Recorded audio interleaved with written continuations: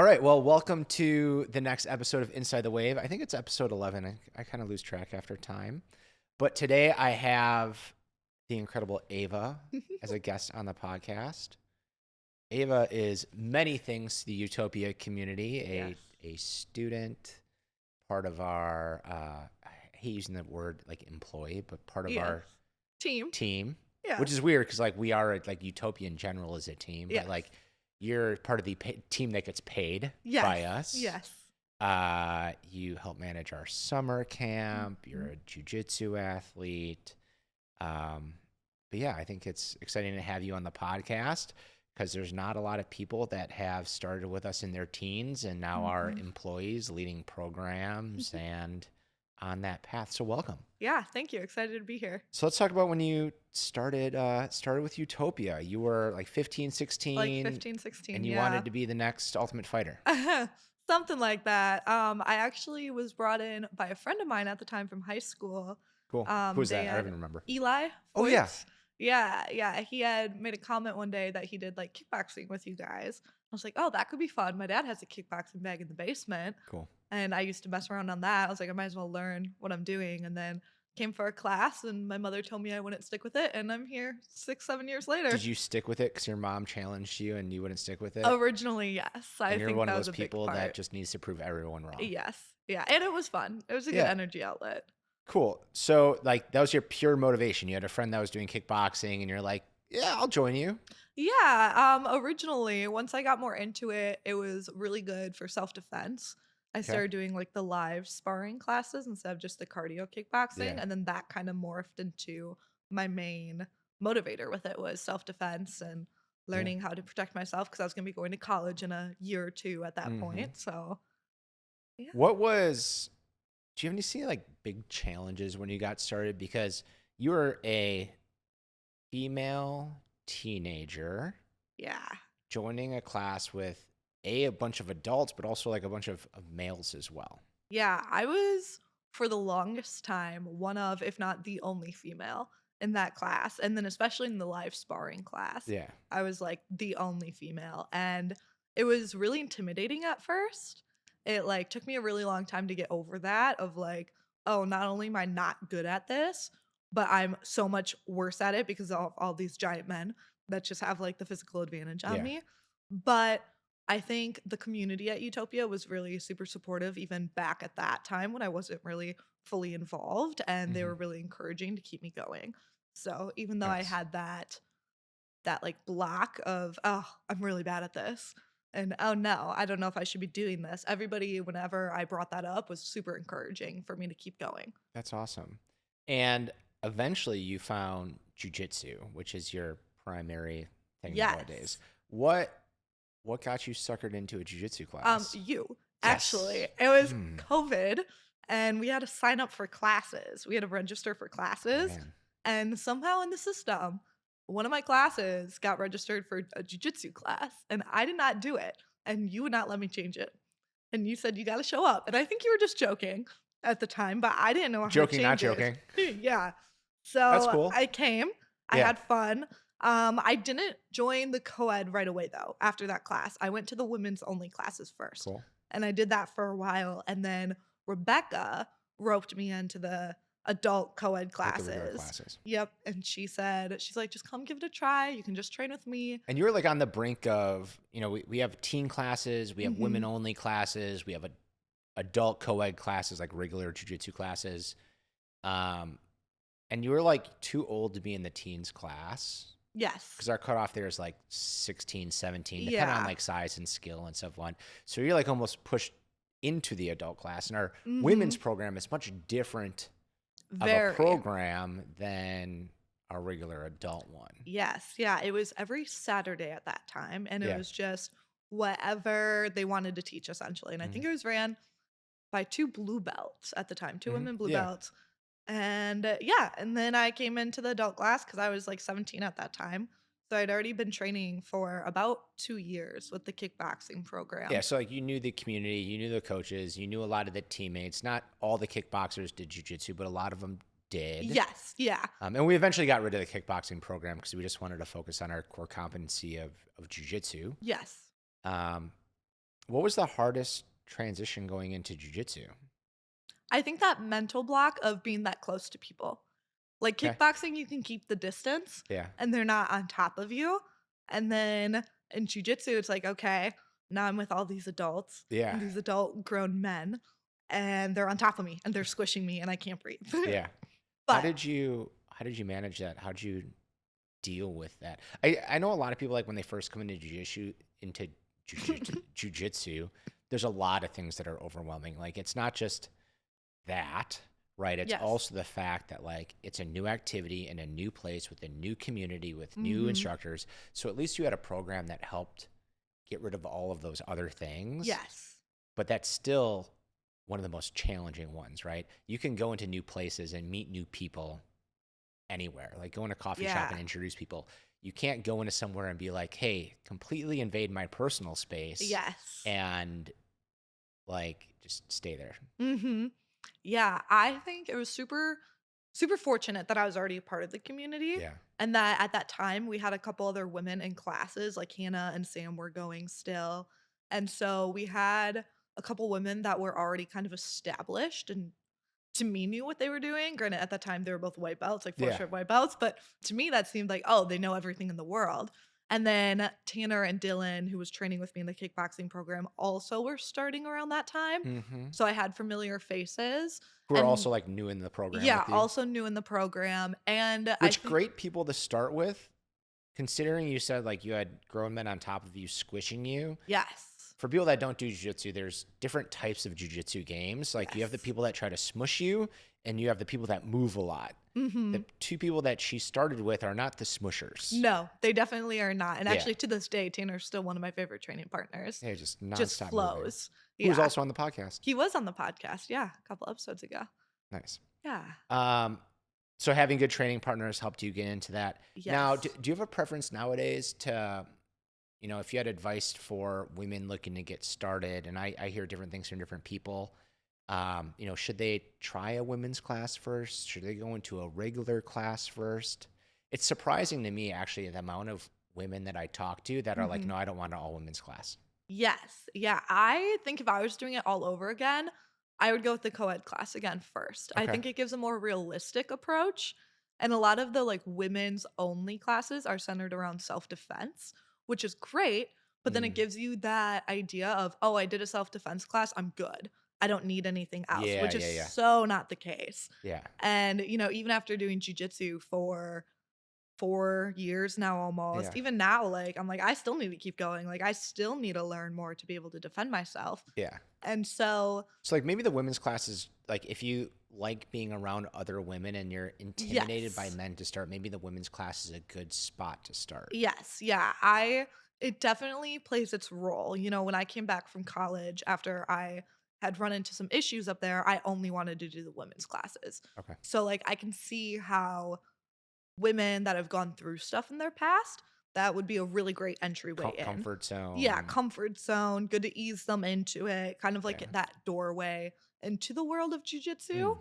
Mm. Um, However, if you're like already into sports, already comfortable around male dominated things, or even just comfortable in trying new things, I would recommend going to a co-ed class and even just bringing a friend with you. Yeah. Like if that's what's stopping you and you don't want Mm. to go alone, bring a friend and train with that friend while you're there. And I feel like if you're going to a good school, the coach is going to put you with someone who can help you that day, For sure. who's trusted, and hopefully you can also trust them because the coach trusts them to put you with them. And Mhm. we always practice that like perfect partner, especially on someone's Yes. first day. Yes. I think that's super important.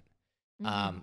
And I think there's a huge difference in women's programs versus regular programs because there's so many different reasons why people do jujitsu, Mhm. and classes are different. So, if you're coming to Utopia for a women's class, what does that class look like differently than a regular co-ed class? Yeah, so our women's classes are jujitsu for self-defense. So we do like a logical warm-up, so Yeah. things that would incorporate normal movements as well as with jujitsu movements. Yep. And then we go into a takedown of some sorts from Yeah. the the like placement of somebody's going to try to attack you. Yeah. And then we lead that into something on the ground. So it connects, but it's very self-defense based jujitsu. Yeah. So still Like this jujitsu. person's trying to hurt me or dominate me, not score more points in a Yes, match. exactly. Whereas our co-ed classes are very, okay, here's Sport. jujitsu. Yeah. This is what you do in a match, you know, and I feel like we focus on a lot of them in the co-ed classes of a lot of, okay, what technique can I do from here to stay on the ground or keep them pinned down Yeah. or get to a better position? Whereas in the women's class, it's okay, how do I get out of here? Yeah. How do I avoid getting punched in the face? How do I get Yeah. up and run? Kind of thing. So it's very, I feel like the co-ed classes are very cohesive movements to keep the match going, Yeah. whereas the women's classes are very get out kind of thing. Yeah. Like How moves do I to get how do I out, get end it as safe. quickly as possible? Yes, Or yeah, stay it's safe not to quickly as fight possible? back. Yeah. Awesome. And like advice to everyone looking to try out jiu-jitsu, like every gym is different. Every Yeah. women's program's gonna be different. Every co-ed program's gonna be different. You know, a gym might have a more, in general, self-defense Mhm. outtake on jiu-jitsu. They might have a more sport one. They might have a mixed martial arts one. Just every Mhm. gym is so different. Like just find Yeah. ones that work for you. Yeah, you got to find your home. I've lucked out. I've gotten really lucky with one. Utopia was my first gym that I've ever gone to for martial arts. The And it best was great. one. And I've been here. Yes, best one in the area for sure. But then when I moved up to Stevens Point for college, I also got lucky and had a really good gym up there as well.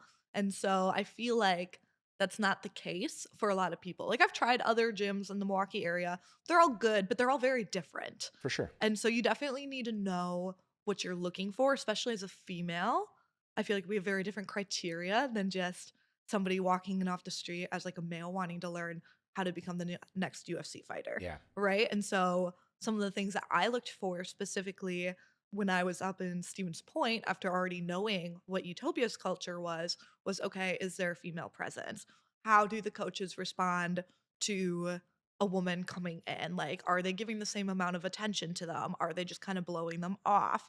You know, making sure that there's like an actual introduction period and not just Mhm. a, oh yeah, just get on the mat. We'll talk about payment stuff later. Yeah. Right. Because you hear horror stories about women that are like, oh, I went to this gym and they told me there are like alternative ways I could pay. And it's like, absolutely not. That Like, is yeah. disgusting. Yes. And so Okay. you have to be very, very picky. And I feel like if you're looking for a gym, know or do some research on what makes a good jujitsu gym. And like try out other places because you might Yes. find one that you like and you Hmm. next one might be even better and be a better Yes. fit. Like you don't have to settle. For sure.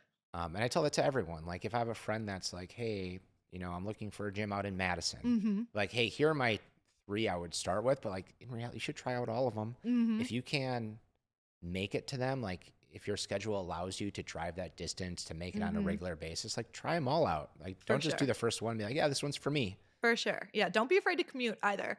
Like, Oh there's yeah. always my mindset with my health, whether it be through jujitsu or weightlifting or whatever it may be, is don't settle for like the bare minimum. Like, there's no price point that you can put on a good health. Yeah. And so, if a gym is going to take care of you and it's going to be what you need and it's going to push you and you're going to stick with it and it's going to be good for you overall and it's 30 minutes away and you can make that drive rather than compromising and settling for a gym that may be 5 minutes away but isn't super great for Yeah. you.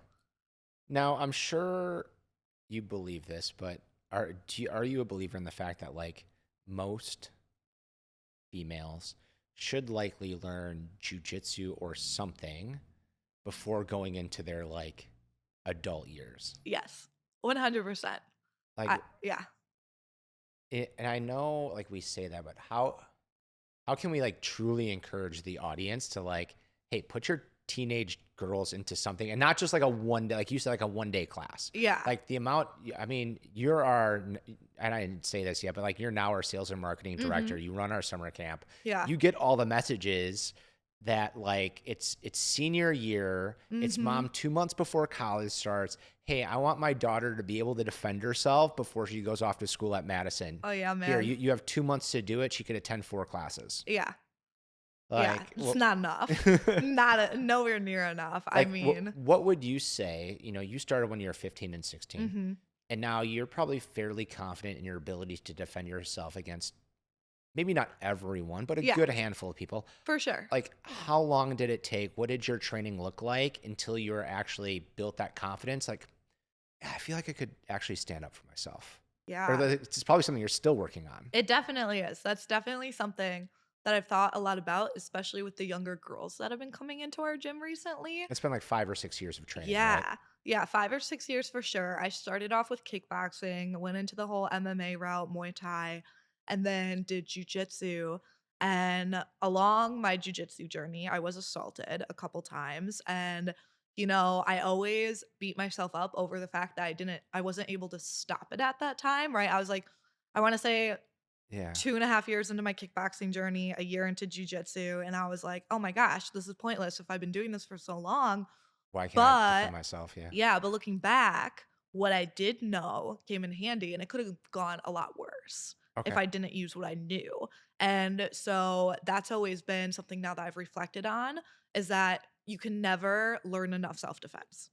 You can never start early enough of learning how to protect yourself or your family or other people, right? Like, start as early as possible. What would you say like the bare minimum is? Like, hey, I know Mm. my kid's gonna be going off to college when they're 19. You know, Mhm. assume a 2 day a week training schedule, like the bare Freshman minimum year. for like it's freshman Freshman year of high year. school. Freshman year of high So school. 4 years, 4 years. 2 days a week, Yep. they'll be somewhat confident to be able Yes. to mitigate Mhm. I what think might so. happen. I think so. I think I'm finally at that point, at least in my jujitsu journey, where I feel like I could be comfortable if somebody were to try to Yeah. do something or if a fight were to break out, that I'd be able to at least defend myself. Maybe not somebody else, Yeah. but at least myself. And like I said, when I was You, about 3 years into like martial arts in yeah. general, I could kind of help myself, but it wasn't anywhere near as much as I thought at that time that I would have been able to do. Like, there's that false sense of confidence of, "Oh, I train martial arts. Oh, I'm a white belt." A white Yeah. belt is still a baby. Like, you know nothing. For sure. You know nothing. I So mean, even as a God at every rank, no matter what level you are, maybe if you're like the Gordon Ryan, the world's best yeah, people, like, man, I still roll against people. I'm like, fuck, I know nothing. for sure. For sure. Like, it's never too soon. I say it all the time. Like, I'll have a 5 minute roll with a world champion, and I've Mhm. done zero jujitsu to that other person in 5 minutes, and they Yes. tap me out as many times as they want. Yeah. And I've been doing jujitsu for whatever, like 17 years or something now. Yeah, that's crazy. So you started doing jujitsu. So you started in kickboxing to do it with a friend. You Yes. got roped into doing jujitsu. Yes. You kept doing jujitsu for some self-defense. Like, why Mhm. do you do jujitsu now? So you've like your journeys have a lot of like different whys along the road. But what's your, Yeah. hey, I'm a X amount of stripe blue belt, and Mhm. like, why do you keep doing it today? Yeah, I think a lot of it now is it's just been embedded into my identity of who I am as a young Like, adult I'm now. a jujitsuer. Yeah, like it Cool. came into my life when I was younger, like a teen, very lost, didn't know who I was, didn't know where life was going to take me, had no clue what I wanted to I mean, do. what teenager like does That's know true. all of that? That is true. Yes, yeah. So typical teenager, Yeah. typical teenage mindset. And it was something that was very consistent in my life. And it just kind of stuck with it. And I really enjoy it. And it's really good for your health. It's done wonders for my mental health and just my peace of mind. I grew up with a dad who is very disabled Yeah. and he has multiple sclerosis. So he's been in a wheelchair like my whole life.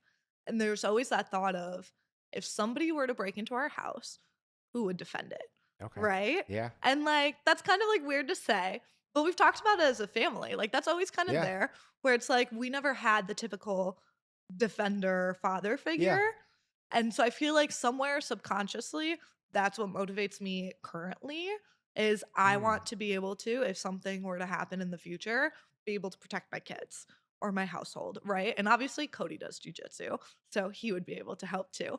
But I don't want my future children to feel like they only can go to dad to Yeah. defend them. Like, that's probably one of my biggest motivators, other than just my health and being able to do basic life things for the rest of my life. Cool. I love it. Yeah. Um, what do you look forward to the most in jiu-jitsu, like in the futures? The challenge. I really like the challenge. I never thought that would be something that I would enjoy about What jujitsu. is the challenge? Because a lot of our listeners like don't understand. They're all like, "What do you mean, like a tournament? Like you have a competition coming up? Like there's a daily challenge in There's a jujitsu." daily challenge. There's a couple challenges. There's the mental challenge of getting on the mat and putting yourself in a compromising position or uncomfortable positions. And then there's the physical challenge of just trying to keep up, right? Those 10-minute rolls for an hour on Yeah. Friday nights, killer, but so good. The dopamine release is just, it's worth it every time. And also just knowing that every time I get on the mat, I'm getting 1% better. Even if it was a bad day on the mat, still better than a good day off the mat, right? Like that's pretty much where I am with it. Where it's like Yeah. if I'm on the mat, I'm getting a little bit better and I'm improving myself a little bit more, and that's worth it. And I would say you're an outlier in the amount of discipline that you have. Mm, Like you will get on the mat when you don't feel like it. yeah. You are okay getting on the mat and just doing like the technique portion of the class and Yep. skipping rolling if you know your body can't handle it that Hmm. day. Um, but you're definitely an outlier when it comes to self-discipline and consistency, which is Yes. really cool. Which I feel like has a lot to do with Utopia and Yeah. starting there Oh. young, for I mean, sure. and that's taking you so far. So now you've grown from a student. Hmm. When did you start working for Utopia? What did that look like? Where'd you begin and where are you at now? Because there's been a lot of growth There there has too. been, yeah. I'd like just turned 18. Yeah, my birthday's in May. Working at Target. So I was working at Target and it was either you or Fuji. Somebody pulled me off to the side on the mat and was like, "Hey, we're starting this summer camp thing. We think you'd be great to like Yeah. do the director role." And I was like, "Yeah, that sounds fun. I like kids." And so you guys had me do your very first ever parents' night out. I helped out with it. It was a Nerf night. And that was like my interview, my Okay. like Sweet. unofficial interview. And Nerf nights are pure chaos. so much chaos and there was like 70 Controlled. something kids. Yeah, it was so Sure. much fun. And I was like, yeah, I could do this. And then so Fuji and I sat down and we talked and he was like, "Okay, cool. So you'll just leave Target for the summer and you'll come work for us." And so I did the summer camp and I was still working at Target too the first two Yeah. summers I worked for you guys. I Yeah. did like split. And then yeah, I ran summer camp and then I went away to Stevens Point in the fall again. So summer camp director is no joke of a role. No, it is a lot more than I thought it was. I thought, "Okay, I'll watch some kids. I'll Yeah. be like a baby." I've babysat before. Yeah. So what does a No. summer camp director do? Well, so I am not only in charge of all of the children, which now we've grown. I think our first year we had like 25 kids and now we have over 100, which is insane for Mm-hmm. 4 years Yeah. now. And so in charge of the kids, in charge of the curriculum and what they learn throughout the summer and the activities that they And let's be do. clear, you're not watching 100 kids. No, no, no, no. We have coaches. We have Yeah. coaches I'm in charge of. We have mandated state Yes. ratios. The kids are with coaches, but Ava Correct. oversees the entire program, Yeah, right? the entire Make sure that the program. coaches are doing what they need to do. The Mhm. kids are being happy. If the Training kid needs extra help. coaches. Yep. Going in, helping kids if needed, handling all the like logistics, anything that parents may need, Yeah. all of the like field trip setups, all of the payments, all of that, everything. I Yeah. mean, if you think of it, you name it, I probably do it. What are some of the biggest like things you've learned that will serve you later in life as a summer camp director? How to calm people down. Ooh, like Yeah. campers or parents or All of the above. staff I've members? I've learned a lot in my this will be my 5th summer. Yeah. I've learned a lot about how to get kids out of that freaking out mindset and focused on something else so that then we can go back to it and they're in a better mindset and not all freaked out. Yeah. I've learned how to break not great news to parents and how to handle very upset parents. Yeah. Um Hey, sorry, Miss Billy's mom. Billy punched someone in the face yeah, today. unfortunately, he can no longer come back, Yeah, right? like hard conversations. Hard conversations, and it's made my communication a lot better Okay. overall, not only with other people, but in general, public speaking Yeah. and just being more confident in this is something that I need to have a conversation about, and we're going to have a conversation about it in an adult way. And knowing that I can not control the way the conversation goes, but very much lead it and Yeah. direct it if Talk needed. talk about a skill that not a lot of people have the opportunity to develop. Yes. Having hard Yeah, conversations. especially at 21. Yeah. Man, I looking back, I was like, even just in the last year Yeah. of like our team trainings and the book clubs that we Yeah. do, right? Like my communication has just grown so Yeah. I mean, much. plus you were doing, you were the one doing a lot of the sign up for summer camp. So Yes. talking to parents about what they're looking for, Mhm. conveying to them about, hey, here's how we can help you out. Yes. You get a lot of parents that ask you like theoretical questions around Oh, like, what all if of this them. happens at camp? Like, how would you handle that with my kid? Like a parent's almost testing you on scenarios and Yes. stuff like that. Yeah. Yeah. Well, Ah, yeah, wild. they're leaving their child with us Yeah. for 8, 9 hours a day, if Yeah. not more. So definitely making sure parents are comfortable. Cool. So you did summer camp and then you Hmm. stuck around. Then I stuck around. I Like, did. hey, we just want you for the summer. And then we're like, yeah, you can't go. Yes, yeah, can't go. I transferred home from Stevens Point to Mount Mary to finish out my undergrad and do my master's. And so I was in the area. I did not want to work at Target anymore. I was there for 3 or 4 years. And you said, hey, we have this position open. See if you'd like it. I think you'd be a good fit. And then that morphed into picking up more and more responsibility and then essentially becoming the sales marketing director and Hmm. then all of summer camp stuff again and then taking over even more for summer camp and then helping coach occasionally and Yeah. It was like yeah. originally we're like, hey, we need your help running summer camp, and we'll have Mhm. one of our other managers there to help you out. Like you're really Yeah. in charge of the day It'll to be like the day, but middleman. yeah, like you have a lot of support as well, and Mhm. you've been given less and less support Yes. over the years I because you am just the keep support now. you keep stepping up in what you do. Yes. Um, but so you've developed a lot of skills. What would you think like what is your what is your superpower? My You might have many of superpower? them. Like you have a lot of skills. I could tell Yeah. you all your qualities that make you a great team member. But what do you think like a lot of like business podcasters have like a unique ability. Like what's the unique thing that you bring to the table that like you are super good at it? Man, that is a hard question. I don't know if it's really a unique ability, but being flexible. Flexible? Yeah. I Tell me think more. over the years of summer camp, I have learned not to take things personally. Oh, that's yeah, that's a big one at summer camp. That is a very big one at Yeah. summer camp. Not especially when you're around kids. They are brutally honest. Yeah. So not taking things personally and being able to just go with the flow, right? One of our core values is flow. Yeah. And I think that has been the place that I've grown the most in and that I've really harnessed and used the most to my ability in everything that I do, not only at Utopia, but in school and in real life and in my Mhm. relationships is just being flexible and being able to know, okay, this didn't go the way I wanted, but we're going to make it work anyways. Yeah. So I Awesome. think that's really helped me succeed. What's your What's your favorite part about your job? Whether it be the summer camp side or the sales and marketing side or just Utopia in general. Like, what's your favorite part about what you do? Helping people.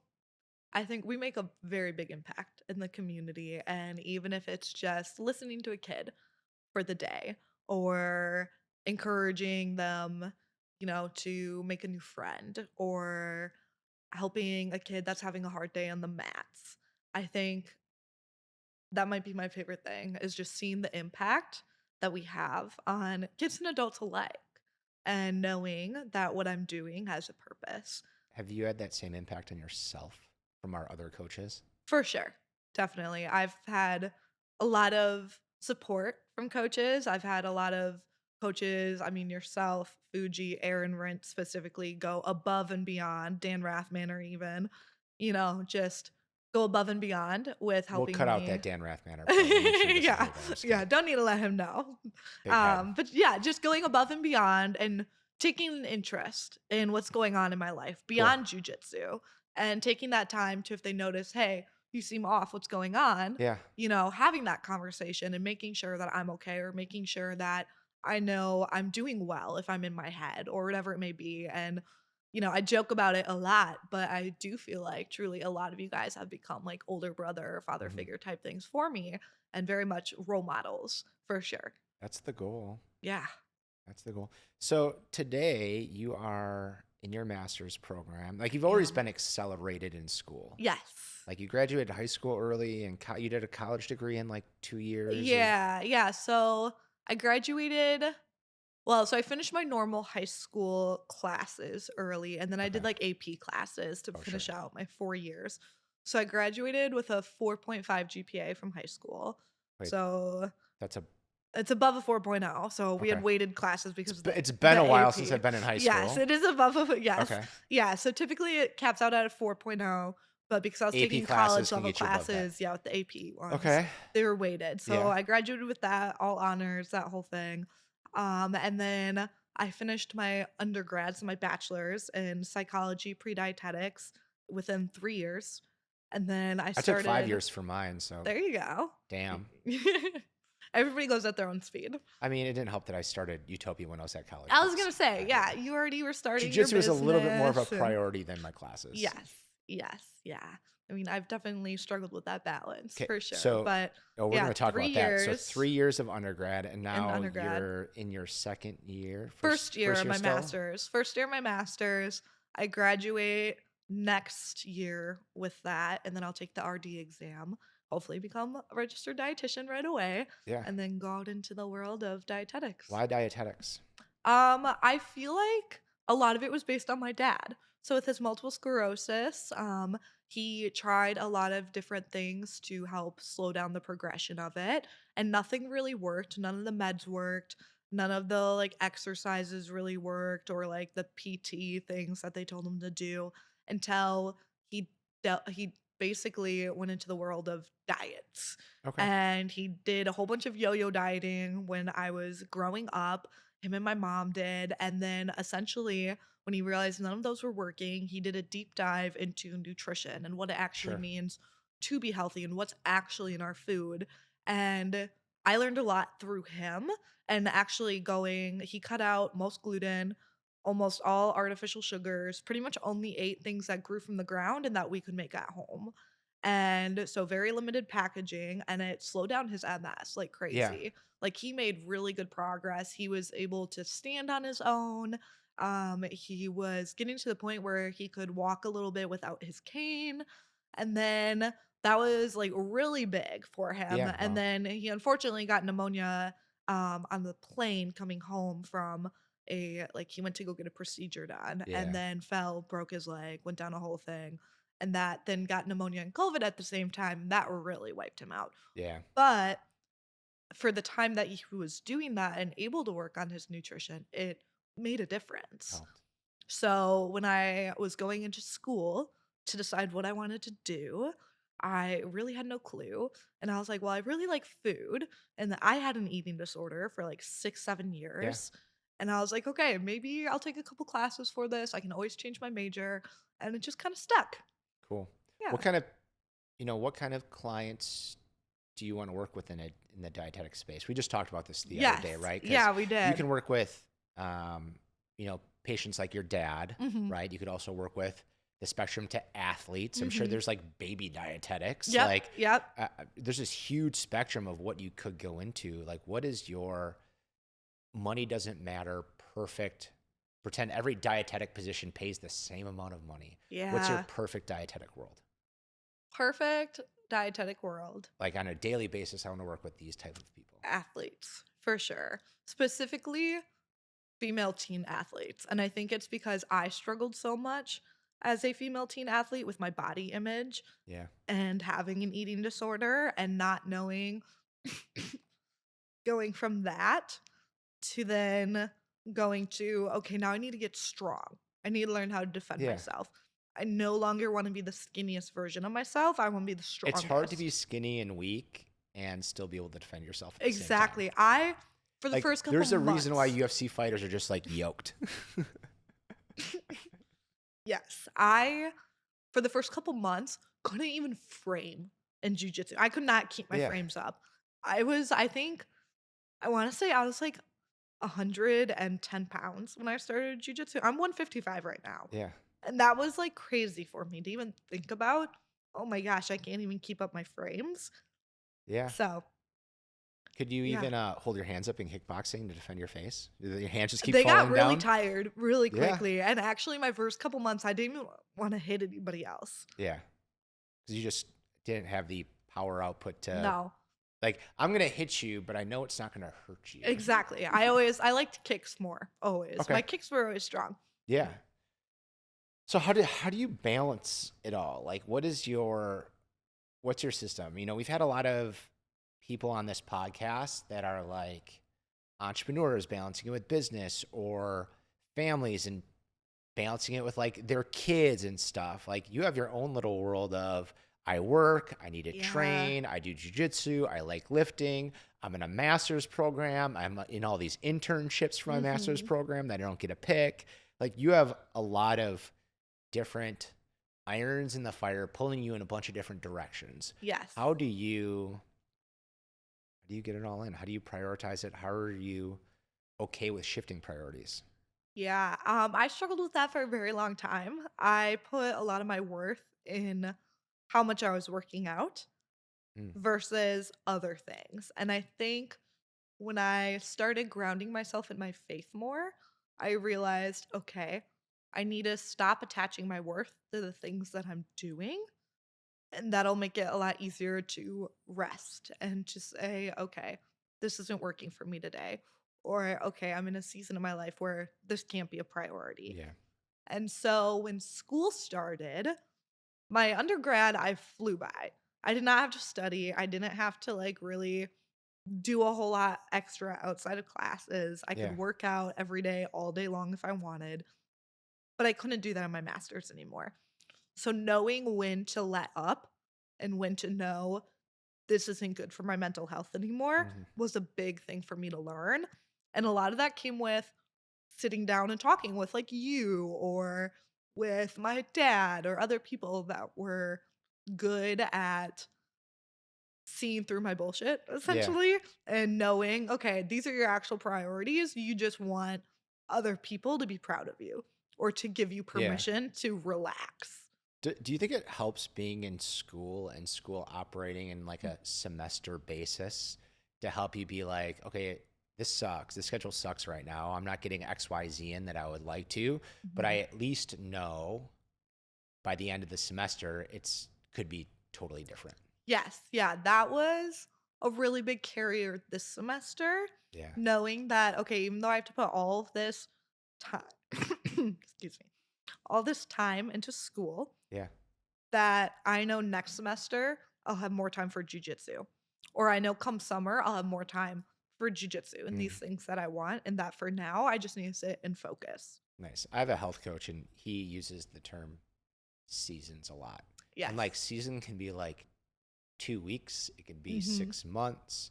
That's helped me a lot because, in the last 6 months, I've been in a season of my life where like I can't make it to Friday jujitsu classes, which is Yeah. typically one of my staple jujitsu classes. I'm like, this sucks. But I'm like, Hmm.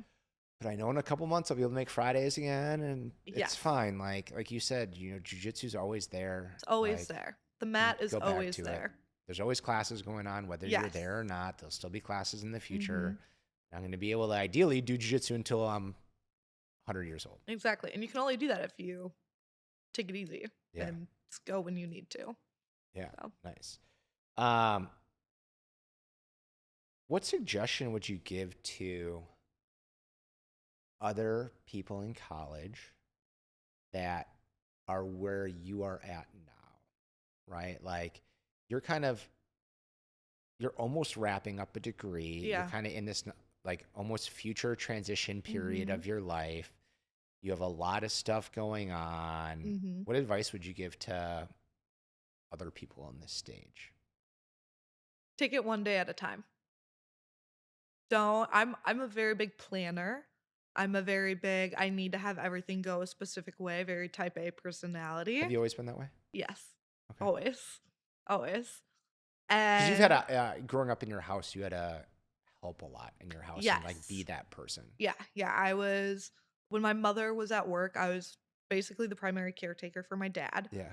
And then when she was home, even then, like I was helping with things. And as we got older, I took on more responsibility.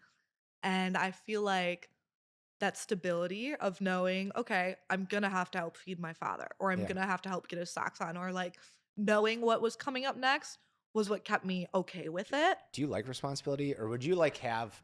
Do you think you could handle 2 weeks with zero responsibility? No.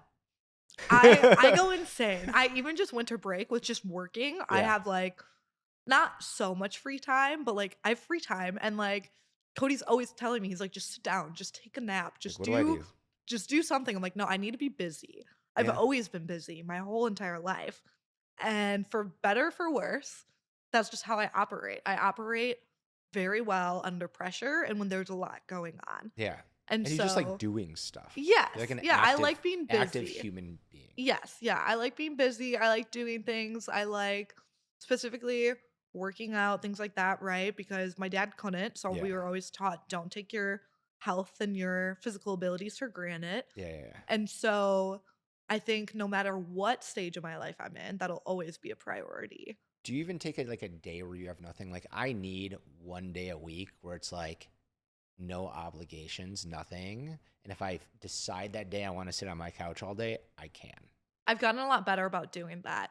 A year ago, me would freak out. Like I can't, there's no way I can do that every day. Like Yes. when COVID happened, I couldn't do Mm-hmm. jujitsu. I was like going bonkers. Yes, When I've had injuries in the past and I can't like do jujitsu, I go bonkers. for sure. But like, I still need that day to, and maybe it's just Yes. because I am actually an introvert and like Mhm. I need to recharge on my own, where an extrovert gets energy from being around people all the time. Yeah. Like I think I need that day to just like turn it back on for Yes. the careers that I'm in. Yeah, I operated for so long without those days Yeah. and then realized after I was in therapy for a while that I was just operating in a stage of total burnout. And so I actually just had one of those days, New Year's Day. Cody and I sat on the couch literally all day and didn't It's do the best anything. It way was to do it. fabulous. Nice. And a year ago, I would have, if I did that, I would have been like, I'm so lazy. I need to get up and do something. Like, just having all those negative thoughts. But now that I've had a little bit of a better rein on those, I've realized it's okay to take breaks. It's okay to just relax. Like, you need those. You need Yeah. those to reset. And if you don't, then your body's going to take a break for you. And it's going to be at a time that's very inconvenient. So, might as well take them when it's convenient to you. Nice. Love it. Before we jump into rapid fire questions, Oh, do you have yeah. anything else you want to share? I think the only other thing that I really have is just don't get in your own way, What do you mean? physically and mentally. In jujitsu, don't get in your own way. It's so easy. That's like been my biggest lesson that I've been learning to like be like, why isn't this move working? Well, you're pushing and pulling at the same time. You're literally stopping your own body, Oh yeah. right? Like always, constantly. Yeah. I fought with that my entire white belt, and even now being a 2-stripe blue Like you're trying to belt, knock someone over with your feet, but you're also you're pulling them holding at them you with up. their lapel, and Yes. you're like, knock over, stand up, knock over, stand up, and it just doesn't work. That's been my biggest thing is don't get in your own way physically and then don't get in your own way mentally. Like if you think too hard about something, stop thinking about it. You're not going to do it. Oh, Just go and do it. The days that you don't want to do it, don't think about it. Just get up and do it and Yeah. you'll feel a lot better. those are probably the days that you shouldn't do it. Yes, exactly. Yes. Awesome. I like it. Man, I feel that the most, especially in judo, because my body just doesn't learn judo as it naturally learns jujitsu. Yeah. But there'll be days where it's like, my feet need to do something on a throw, my hands need to do something on a throw. It's like I fix my feet, then my hands break. I fix my hands, then my feet stop working. Yeah. And then like I just need a day to be like, okay, get everything to work together. How do I get Yes. everything to work together? Yes. Yeah. I have a lot of respect for people that do judo. I did it for a month and that was hard. It was the hardest thing I ever did. Not every martial art is for everyone. No. There is a martial art that's for you, but not every Yes. martial art's for everyone. Exactly. let's go into our rapid fire questions. let me Do you have pull them up my memorized? phone. Oh, perfect. No, I do Uh, not have them memorized. I'll ask you one first. Okay. It'll be easy. What is your go-to pre-training stack or meal? And I'll give you, you can do two if you want to. Two? You could do one as Ava, how old are you, 22-year-old? 21. 21-year-old? And you could do Ava as the dietetics person. Oh, Major. okay. I like that. Well, I get made fun of a lot because I will eat a full meal before jiu-jitsu. Doesn't matter what it is. I used to not be able to do that, but now I can do that. Now. Yeah, doesn't matter what it is. So I Okay. don't really have currently a set thing for jiu-jitsu. If I had to recommend one for like, especially if you're feeling sluggish, something with a very easy to break down carb. So like before I lift, I'll take honey. I was gonna say honey. I used to Yeah. pound some honey before wrestling tournaments. Yep, honey, or even though they're bad for you, Rice Krispie treats, always a breakdown. They metabolize real fast, you know, something that'll get you that sugar and that energy and that PSA, carb. everyone just start pounding Rice Krispies Right? before jiu-jitsu That class. was a trend. That was a trend For real? for lifting because apparently it gave people better pumps. Aletha used to have she had a very specific amount, like 5 Sour Patch Kids. Oh, really? Yeah. Interesting. And that was her thing. And Yeah. it helped her look forward to lifting every day. She's like, I get my SPKs, There you go. Sour Patch Kids. You know what? If it gets you to go, it gets you to go. That's for cool. sure. Awesome. Your turn. If you were a vegetable, Jesus. what would you be? Jesus. Cabbage? Cabbage? Oh, we had a video before that, like, if you had a vegetable to defend yourself against a hidden attacker, what would it be? And like, I think Jeremy was just throw a cabbage at his face. I mean, they are heavy. they explode, which is really cool. Yeah. If I were a vegetable,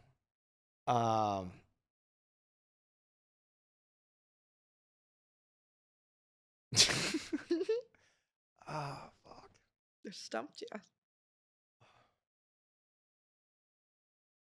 Rutabaga. Is that a vegetable? It is a vegetable. Yes. I don't know why. Rutabaga. Fascinating. But it's a great word to say. Yes, it is a fun carrot word. was in my brain for a while, and I was like, carrots are lame. I like carrots. They go great with like any sort of like, but they're just vehicles do. for other stuff. Like, They are. It's got to be with hummus. Yes. Well, how do you eat a rutabaga? That's a great question. I actually don't Do you have know. to cook I'm it? assuming you'd bake it and some, cook it? yeah.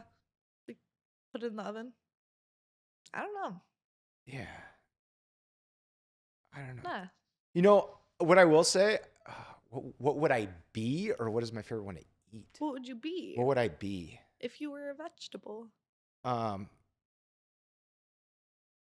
Dude, I'd be a cucumber. A cucumber. Cucumber.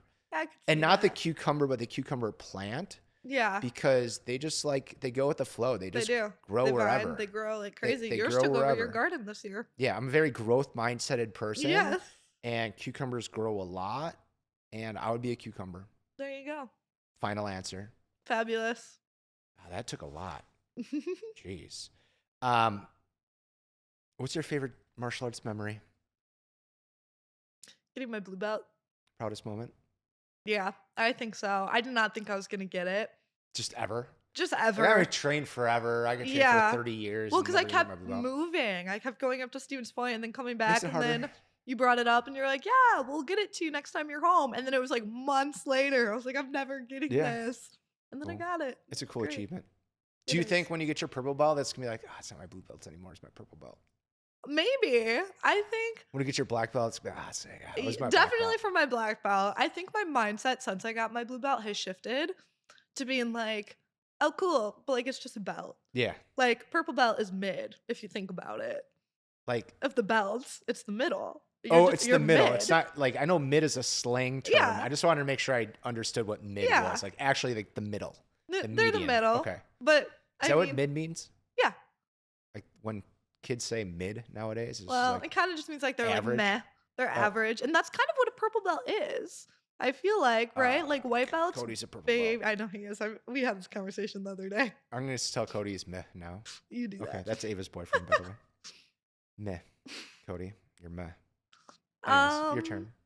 What's the most surprising life lesson that you've learned recently?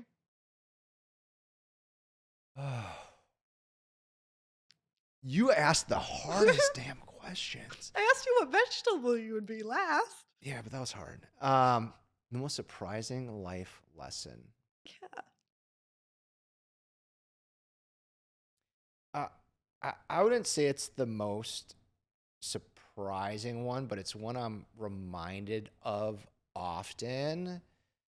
Is everyone has a different map of the world. Mm, Everyone's map's different, which reminds me, like, everyone's history is different. What they've been exposed to is different. What's going on in their life is different. Like, you just never know what another person has going on. for sure. And I think if you walk around with that, it gives you a different perspective to things. Yeah. So not surprising, but I am continuously reminded of that as a coach. Nice. I like it. Do you have another one? Wait, no, it's my turn. Yeah, it's your turn.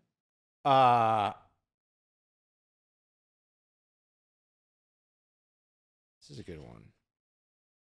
So this is a very like debated topic. I delete it from this list, but you've been given like a lot of responsibility in the different roles that you've had at Utopia. You've learned a lot of things with us. Is there anything that you've learned with us that you're like, that shit should be in school? How to communicate? You didn't take a communication class and like how to talk to other people ever? No. I had to in college take a public speaking class, Yeah. but that was it. And I feel like, how do you communicate what you actually want to say Oh, yeah. is definitely something that should be taught. Or how to have like Are you talking about like external communication or internal, like talking to yourself, or both? both. I think Okay. both are equally important. And I think you can't have one without the other. I think unless you know internally what you want to say and are in the right state of mind, you can't communicate properly externally. And vice versa, right? If you are communicating improperly externally, it's going to mess you up internally because it's going to frustrate you that they're not understanding what you're actually trying to say. And so I think learning how to communicate and learning I feel like just that might be one of yours because like we talk about communication so much. we do. We do. And also it's been like, being 21 Yeah. and meeting other people that are 21, it's like, wow, you guys suck at communicating.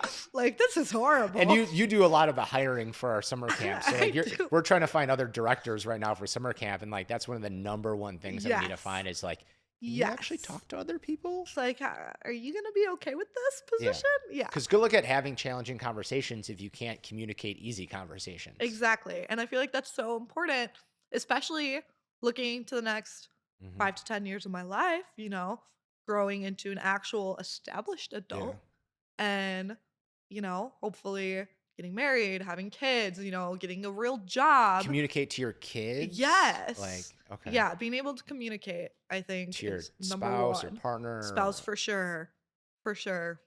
Crazy. Yes. One of my favorite quotes from one of my mentors, I talk a lot about Michael Burnout, is our future hinges on our ability to effectively communicate. Yes. For sure. And I think if you can be a good communicator, you can do anything. Mm-hmm. Yeah. Sweet. Got another one? I do. What's the story? I'm curious. What's the story behind the llama? You have like on your Instagram handles, all that. You had the llama. It used to be all of my names used to everything be was llama. PJ the Llama. What used to be like my Instagram handle, and then it was my Xbox gamer tag until somehow I lost access to that account, and now I no. can't get it back. People give me like little llama things all the time. I Yeah. have like little llama artwork. Yeah. So I can't even explain it to you because you're too young. Oh. So back in the day before Jesus. Are we gonna age you right now or Okay, age no, me? yeah. I was about to say like back in the day before AOL Instant Messenger, which you don't have. Nope, did not have See, any of everyone that. just uses like text messages. Do you know what Reddit is? I do know what Cool. Reddit is. So Reddit is like an online forum where you can Yes. like create a topic and people comment on it. Yeah. So you can create like a little profile picture or Mhm. avatar. Well, my friend Luke, who owned a paintball store, created a forum, kind of like Reddit, for his paintball store where we could talk about like tournaments and sell our Oh, paintball guns and yeah. stuff like that. In my little avatar on it, I found this goofy picture of a llama, so it was a llama. But the code was broken on the website, and I uploaded this huge picture of a llama. So Oh. like anytime my little thread loaded, Mhm. my little llama picture like broke the entire website That and is took up like hilarious. the entire screen. I love that. So then I just made everything PJ the llama and just llama related because I thought llamas are really cool. That's cute. I like it. That's it. That's the llama story. I like it. It's a good story. Pajama llama. Yes. That actually has nothing to do with it. PJ is my initials. Yes. Not pajamas. Yes. What is what is your favorite way to decompress? I know you said you're not good at doing nothing, but even active like decompressing. What's your favorite way to just like chill? Recently, it's been, oddly enough, going in the sauna. And I think it's because I'm too scared to bring my phone into the sauna because I don't want to break Oh, it. that's smart. Yeah. So I don't bring any of my electronics in. Yeah. And I just kind of sit there and I do like 10 to 15 minutes and it's nice and warm. I'm always freezing. Cool. So it regulates me and I use it as like my prayer time. Like it's a Nice. good dedicated Yeah. weekly, daily, whatever it may be, however often I go. Yeah. Time to just sit there, talk to God, and just relax. Cool. Follow-up question. Mm-hmm.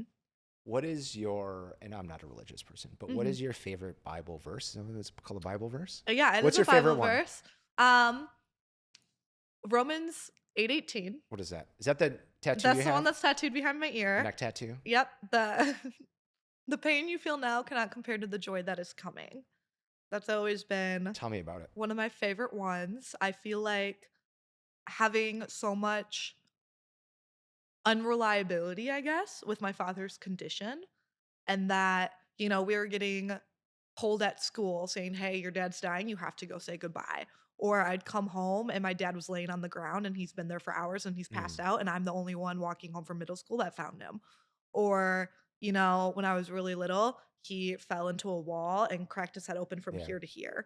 Like, just not know. I mean, he's like a cat. He's got 9 lives. Yeah. And it was always Clearly. really scary in the moment, Yeah. growing up like that. I mean, his first big fall was when I was in 2nd grade, 3rd grade, and they're all seared into my brain. And Yeah. but in that moment, the pain was really scary, but things always got better. Mm. And then, like I've struggled a lot with eating disorders and just mental health issues and depression, and always knowing that what's happening right now will get better. Cool. There's something in the future is going to make it better. So, I like yeah. that. I'm going to end on that one. That's my last Okay. question. That was good. Fabulous. Cool. Anything else? Anything else to say? Any questions for me? Do you have a hidden talent that nobody knows about? Yo. One, I feel like I was just doing something the other day and I was like, this should be my hidden talent. I can't remember what it is, but I can juggle. Oh, okay. But I can also do this thing called the Diablo. You might have seen it before. It's at, like Sounds if you ever go familiar. to Ren Fair, they have it by the jugglers, but it's like these 2 sticks and there's a big string in between. Maybe it's like 5-foot long string. Okay. And this thing that looks like a big hourglass on its side. Okay. And they spin it, you can throw it, you can do a bunch of stuff with it. Yeah. I used to do that a lot when I was a kid. Oh, randomly. very I fun. was looking to join the circus. Nice. I really just wanted a talent for the talent show, but I chickened Yes. out and I never did it. That's funny. But my friend got me into it, and I could probably still do stuff today if I had one. I do have one at my house. That's actually. cool. That's really cool. Jeremy's now going to make me get a video of me Yes. doing the Diablo. Please. But it was super Please. funny. I went to Ren Fair a couple of years ago, and they sell them there. And I Yeah. was with a bunch of friends, and we were drinking, Yeah. and I just walked up to the booth and I started doing it, and they're like, "What the hell? How do you know how to do that?" And I was like, "It's just in my blood." Killed it. That's amazing. Yeah. I like it. Do you have a hidden talent? I can sing, but that's about it. Do it. No. I knew you were going to ask me to. Do it. No. We're not leaving this podcast until people get. This podcast is going to be very long then. Yep. Here we go. Sit in Yeah. silence. We're not cutting. Don't cut this part. All right. Well, Okay. thanks, Ava, for coming on the podcast. Thank you for having me. Great having you. I know this is going to inspire females out there, teenagers out there to get involved with martial arts, to hopefully work on their communication, build up Right. skills there. Yes. Do it. You know, you're a role model for everyone at the academy, even us older people. Oh, thanks. You're not that old. Thank you. You're the You're best. welcome. This is why you're on the podcast. Yes. Eat up the compliments. I'm not that old. Yes. All right. Well, great having you. Leave us 5 stars, reviews, share with your friends, and see you on the next episode.